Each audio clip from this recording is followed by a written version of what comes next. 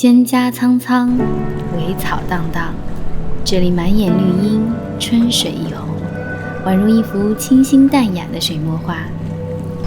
一曲溪流一曲烟，大抵描述的就是眼前的景象啦。哇，这鸟叫，你看，大自然的感觉有没有？好漂亮啊这里。我们现在的船呢，已经在往 Everglades 方向开了，离开了大湖面以后，来到了这个比较狭窄的这个水道，很漂亮，就仿佛进入了一个仙境一般的感觉。而且因为旁边的树都挡着大风，所以这里的风不是特别的大，然后整个水面都非常的平静，很漂亮。然后到处都是鸟叫的声音，湖面跟镜面一样，然后我们这个船就驶向镜面的湖水，哇，这感觉好棒啊！身后的这些树呢，明显的看到有大火焚烧的痕迹。其实森林大火在这里也算是生态中比较重要的一个环节。大火烧得越旺盛，它之后的树的这个生命力和生长繁殖会更旺盛，也是促进了这里的生生不息的这种生态链。到了 Everglades 怎能不划船？船上救生衣，我就是这条河里最勇猛的船夫。而高空俯瞰下的这份浩渺、古气和幽静，最让人心动。这里是世界上唯一的2个沼泽地方，最大的一个在佛罗里达，这是世界上第2大的沼泽地，特别的美丽。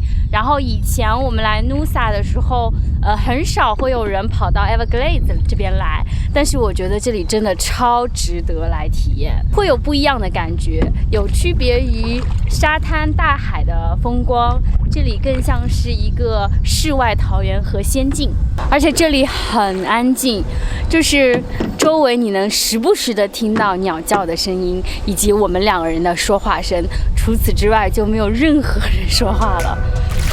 不敢高声语，恐惊天上人，着实不忍打破这份宁静，却也私心想把这里的一切都留存下来。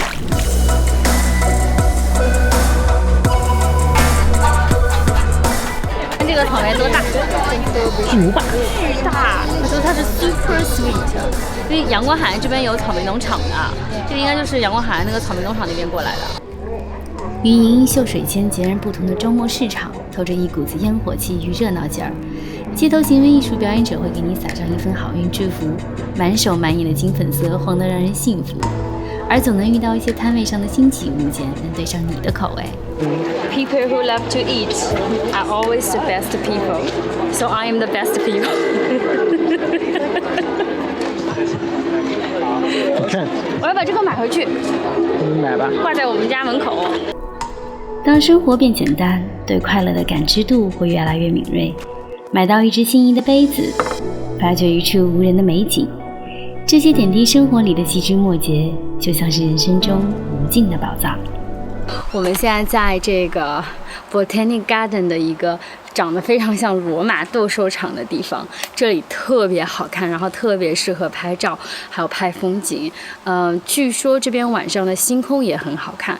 然后我们现在的时间差不多是3、4点，阳光也不是特别强烈了，好美。而且因为就是现在阳光海岸人也不是很多，所以来这边旅游的人没有想象中那么多，所以就整个斗兽场你都可以在那儿随便摆拍照片。虽然是在澳洲，就仿佛好像来到了那个欧洲罗马的那个感觉，有一点点时空错乱了。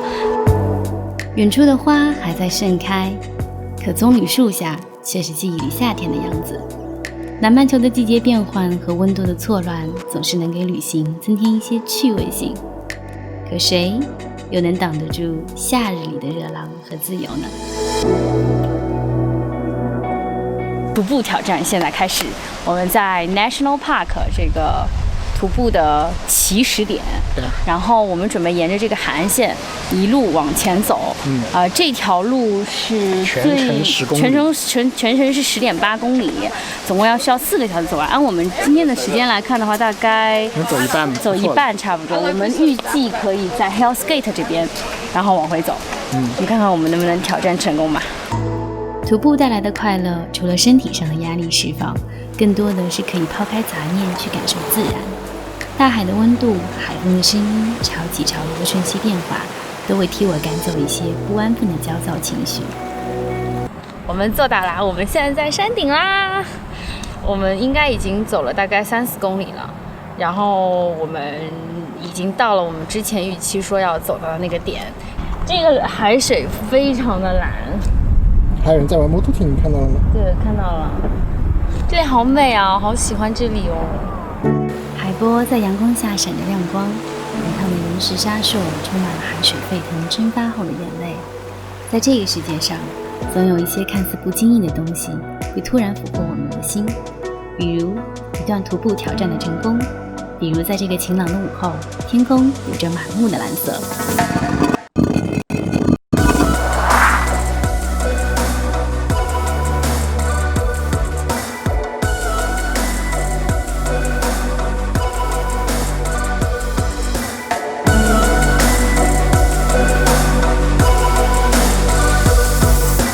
在海边垂钓的他会为每一次提竿而兴奋不已，酷爱摄影的他会因为看到一次美景忍不住拿起手机记录瞬间。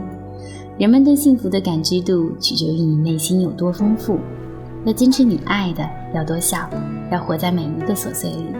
夕阳总会落在你的身上，你会快乐一整个夏天。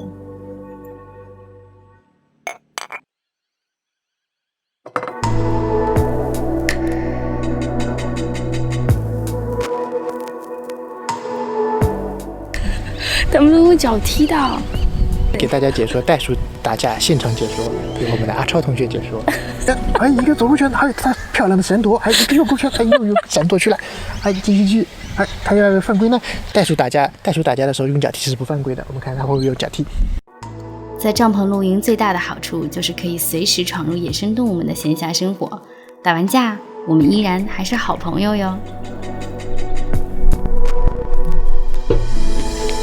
傍晚夜幕降临前，在房前空空的地上准备点一份篝火，很久都没有这么放松和惬意地度过周末啦。